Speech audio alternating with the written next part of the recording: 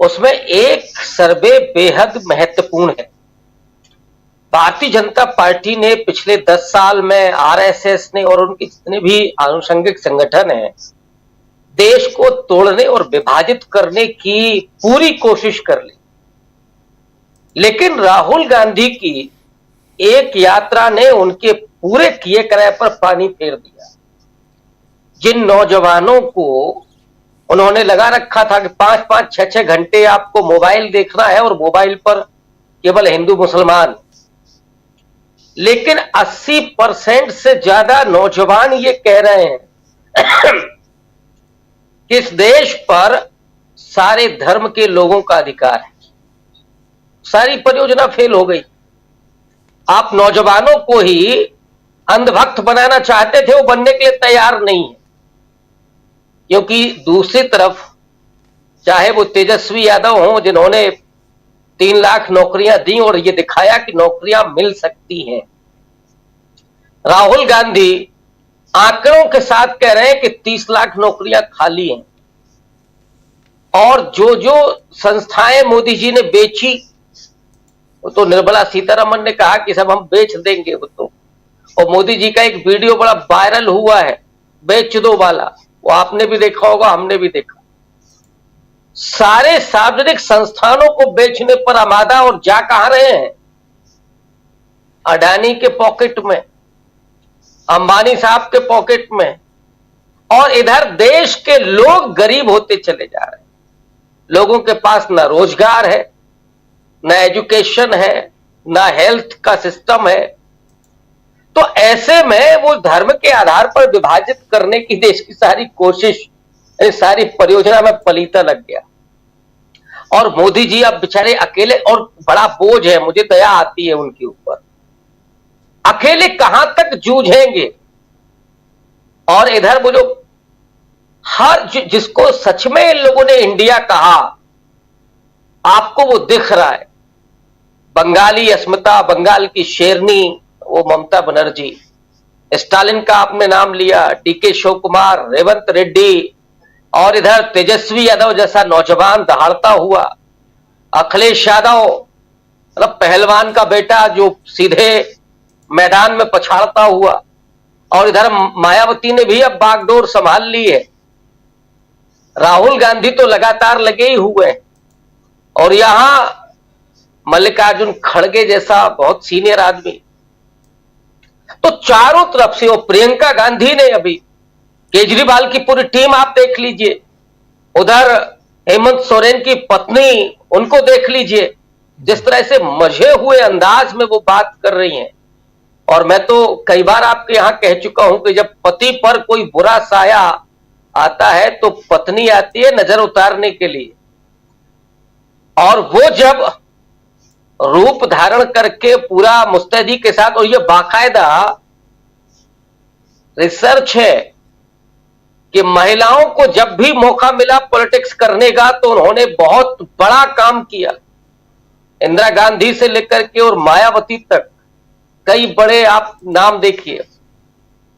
सोनिया गांधी, जिन्होंने उन पूरे 10 सालों में, जो कहते हैं कि सोनिया गांधी ही बागडोर संभाल रही थी, लेकिन वो ये नहीं कहेंगे कि मनरेगा की योजना उन्होंने दी। Right to food, right to education, right to information, ये जो जितनी जनहितकारी योजनाएं थी। और प्रशांत जी तो बराबर कहते हैं कि ये मनरेगा के वजह से जो गांव के सामंती, कस्बे के सामंती थे, उनको वो सस्ते मजदूर नहीं मिल रहे थे। वो उनसे अब 100 रुपए में गुलामी नहीं करवा सकते थे। तो ये सारे मिल गए। और इधर राहुल गांधी जो एक समाजवादी चिंतन के साथ उभर रहे थे, तो सारे पूंजीपति इकट्ठे हो गए कि रे साहब इससे पीछा छुड़ाइए। तो इसीलिए मालामाल हो गए वो। और ऐसे में जो अभी 10 साल के बाद लोगों ने देखा कि मोदी जी ने सब कुछ, एयरपोर्ट बेच दो, रेलवे स्टेशन बेच दो, सड़क बेच दो, हवाई जहाज बेच दो, सारा कुछ बेच दो। लोगों के पास क्या बचा? झुंझुना बजाने के लिए। वो आपके सामने हाथ फैला करके 5 किलो राशन के लाइन में लगे होंगे। मोदी जी ये चाहते हैं लेकिन इस देश का नागरिक बहुत स्वाभिमानी भी है। जितना वो भोला है, जितना साधारण है, उतना ही वो स्वाभिमानी है, वो ये बर्दाश्त नहीं कर सकता। तो ऐसे में आपको दिखाई दे रहा है राहुल गांधी के साथ भीड़, तेजस्वी यादव के उन अल्फाजों पर उमड़ती हुई भीड़, अखिलेश यादव के साथ, तो यहां जो पूरा गुलदस्ता है वो सजा हुआ है। और यहां एक वो शेर जो बुढ़ा गया है, वो बेचारे जिनसे अब कैंपेन भी नहीं ठीक से हो रहा है। मैंने कहा ना आपको को पहले ही लगभग हार मान चुके हैं, और इसीलिए आप देखिएगा इस चुनाव के बीच में ही अब ये और संस्थाएं खड़ी होंगी। ये तो अभी सीआईसी ने कहा, अभी सुप्रीम कोर्ट के फैसले आप देखिए। तो जितना माहौल क्रिएट किया गया था कि नहीं साहब मोदी जी तो जादूगर है, और ये जादूगर ऐसा है कि जो खुद कहते हैं कि हमको रेलवे में जब सीट नहीं मिलती थी ट्रेन में तो हम ज्योतिषी बन जाते थे जी। वो किसी ने कहा कि जब एक सीट पाने के लिए मोदी जी ज्योतिषी बन के झूठ बोलते थे तो ये तो प्रधानमंत्री की कुर्सी है, इस पर बैठने के लिए कितना झूठ बोले। लेकिन वो झूठ पर झूठ अब वो बेपर्दा हो चुका है। और इसलिए मुझे लगता है कि जो इंडिया अलायंस है जी, उसकी सच्चाई, उसका संघर्ष और उसके मैनिफेस्टो में जो आंकड़े हैं, जो सच्चाई पर आधारित है, जो विश्वसनीय हैं, उन पर लोग भरोसा कर रहे हैं। और जो जुमलों की गारंटी दे रहे हैं उनसे लोग अब अलविदा कहने पर आमादा है कि चाय पी लो भाई लेकिन वोट नहीं देंगे। ये हालत हो गई है। इसीलिए अब सीधा फर्क दिख रहा है इंडिया अलायंस और मोदी जी के बीच में। जी जी बिल्कुल। और बिल्कुल। एक बात मैं और जोड़ दूं जी, राजीव जी, एक बात मैं और जोड़ दूं, बहुत महत्वपूर्ण।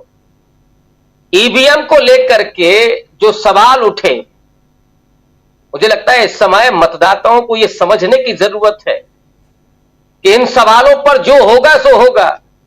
आपको निकल करके इस सत्ता को बदलने के लिए आना है, आपको आकर के अपना वोट देना है। यह नहीं सोचना है कि नहीं साहब ईवीएम में गड़बड़ी है, अरे उसके लिए विपक्ष है ना, लड़ेगा, लेकिन आपको अपने मताधिकार का प्रयोग जरूर करना है, क्योंकि वो सदियों के बाद मिला, ऐसे नहीं मिल गया। 90 साल की उस पूरे आजादी के आंदोलन हुआ, लाखों लोग जेल गए, सैकड़ों लोगों ने कुर्बानी दी, तब जाकर के ये वोट का अधिकार मिला। तो लोगों को उस दिन बिल्कुल उत्सव की तरह, जैसे लोकतंत्र का उत्सव होता है, वैसे ही वोट करना है और इस सत्ता को, जो बेरहम सत्ता है, उसको बदल करके और मोदी जी को उनको अपना आईना दिखा देना है कि आप आए थे तो अब टाटा बाय बाय। जी जी जी जी बिल्कुल बिल्कुल। ईवीएम को लेकर आपने चर्चा छेड़ी है और बहुत इंपॉर्टेंट बात